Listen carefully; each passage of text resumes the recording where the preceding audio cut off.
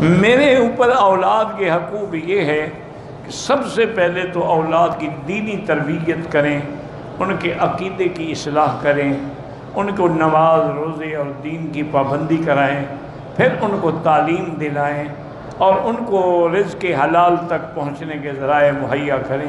یہ والدین پر اولاد کی، اور اولاد کے حق یہ، اولاد پر حق یہ ہے کہ والدین کی فرما برداری کریں، اطاعت کریں، خدمت کریں۔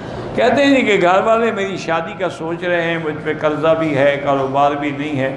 شادی کی برکت سے اللہ پاک رزق دے دیتے ہیں۔ قرآن پاک ہے ان یکونوا فقراء یغنہم اللہ، کہ اگر تم فقیر ہو تو ہو سکتا ہے اللہ پاک اسی کی وجہ سے تمہیں رزق عطا فرمائے۔ کہتے ہیں یہ عورتیں جب اپنے بال ٹھیک کرتی ہیں تو بال گر جاتے ہیں، ان کو یعنی محفوظ کر کے کسی جگہ دفن کر دیا بس۔